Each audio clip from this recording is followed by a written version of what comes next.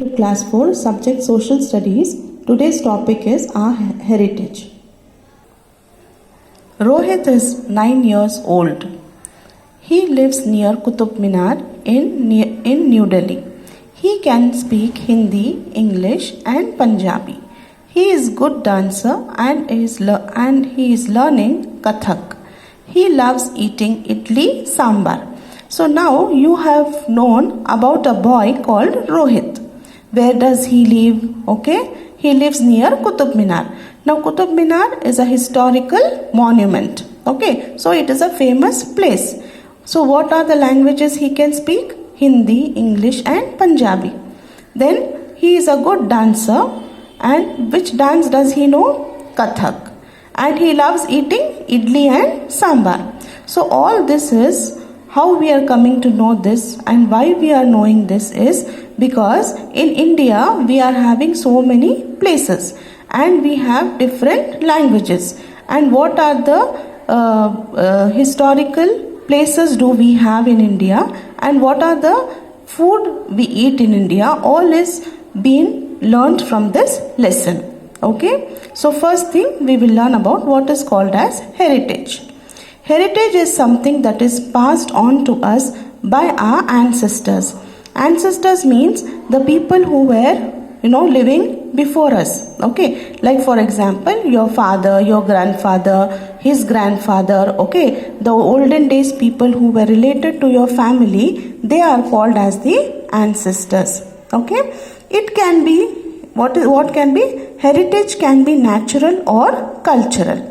Okay, so natural heritage includes things given to us by nature such as wildlife, rivers, mountains, valleys, deserts, forests and minerals. All this come under natural heritage.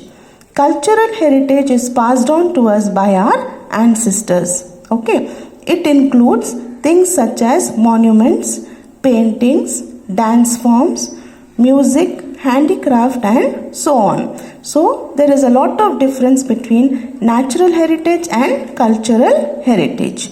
Okay, and India is having many natural heritages and cultural heritage because India is having a diversity. In India there is diversity in languages. That means there are different languages that we speak, and we wear different kind of dresses. And the food habits also are different from one part of India to another.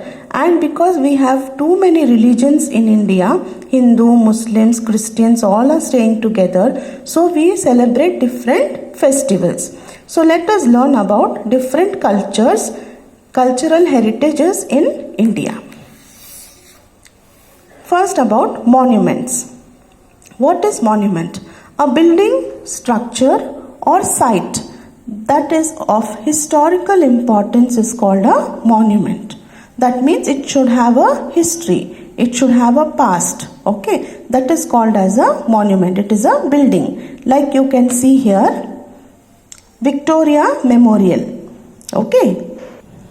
Now this Victoria Memorial is in Kolkata and it was built by the Britishers. Okay. Now today also when we go to Kolkata, we go to the monument which is called as Victoria Memorial. Okay, whenever we see this, we will come to know that in past there were Britishers in India who ruled us. Okay, so monuments are nothing but they are buildings, structures or site that has historical importance. Many kings and rulers built forts. Many kings and rulers built forts. Can you see the fort here? Ruins of Dholavira, an ancient city of the Indus Valley civilization. It is in Gujarat. Okay, so this is a fort in Gujarat. So by seeing this fort, we can say that there were lots of rulers and kings who built this fort to protect the food and other things which they have to protect from their enemies. And also they built palaces, temples and stupas. Stupas means nothing but they are like domes. Okay. Then we have different structures which tell us about the art, architecture, style, building materials and life of the people who lived in the past. Okay, here is Fatehpur Sikri, built by the King Akbar. Dance and music. India has a rich tradition of music and dance. There are two major forms of dance and music. One is folk dance and classical dance. So what are the two major forms of dances in India? They are folk dances and classical dances. There are 8 classical dance forms in India, which originated in different parts of the country. Folk dances are performed by religious groups to express joy on special occasions such as religious and cultural festivals, weddings, birth of a child, and so on. So here in the table we are having different classical dances and the states and the religion which they follow. So Kathak is a classical dance which is performed in North India. Then Bharatnatyam in Tamil Nadu, Kathakali in Kerala, Mohiniyattam in Kerala, Odissi in Odisha, Manipuri dance in Manipur, Kuchipudi in Andhra Pradesh, Satriya in Assam. Then here we have folk dances, that is Bhangra and Gidda in Punjab, Ghumar in Rajasthan, Fandi in Goa, Cherau in Mizoram, Garba in Gujarat, Bihu in Assam, Lavani folk dance in Maharashtra, and Chau in eastern India. Okay, so these are some of the classical dances and folk dances in India which are performed in different parts. Okay, then we have two main styles of classical music that are popular in India. One is Hindustani music and Carnatic music. Okay, what are the two classical musics? Hindustani music and Carnatic music.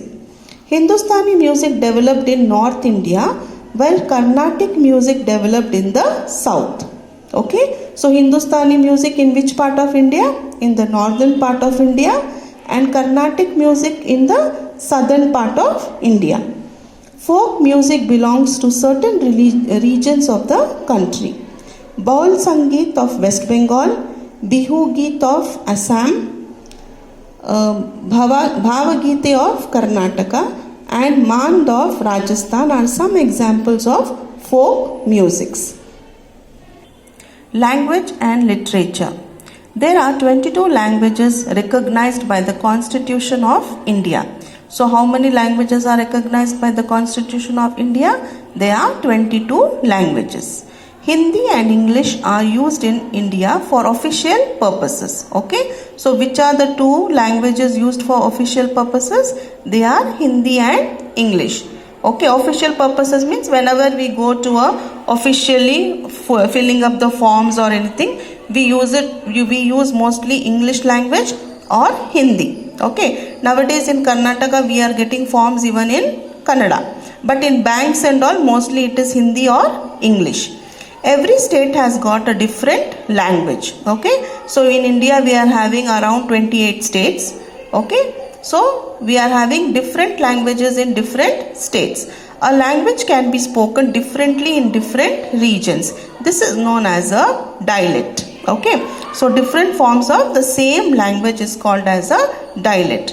For example, Kannada is spoken in Karnataka, but every part of Karnataka if you go, like from Bangalore if you go to Tumkur, the language changes a little. Okay, like if you go from Bangalore to Hassan, again there a little part of the language of Karnataka changes. Like even in the states, we in Bangalore we speak Urdu, but our Urdu is slightly different from the Hyderabadi Urdu. Okay, so that is known as a dialect. Okay, same language but in different forms. You may have read stories from Panchatantra or Jataka tales. These are different forms of stories. These stories are part of our literature. The earliest works of literature were sung or recited. Okay, so earlier whenever they have to tell a story, they used to perform it like natak. Okay, and they used to sing and then explain. Vedas, Puranas and epics such as Ramayana and the Mahabharata are examples of our literature. So Ramayana and the Mahabharata are the epics of India. Okay. Paintings. The early humans painted on walls of the caves they lived in. Okay, can you see the paintings here? The early humans, they did not have much languages, different languages. So what they used to do, if they have to express something, they used to paint or they used to carve on the rocks. Okay, so these are the paintings done by the early humans. Cave paintings of Ajanta caves in Aurangabad shows scenes from the life of the Buddha. So can you see here, this is Ajanta caves. Where is it located? In Aurangabad. Okay, now what is it showing? So can you see here, cave paintings of Ajanta caves in Aurangabad shows scenes from the life of the Buddha. Miniature paintings were made popular by Mughal rulers. They are small and usually depict battle scenes, hunting scenes and other activities from daily lives. The style of paintings have evolved with time. That means they have developed gradually. Okay.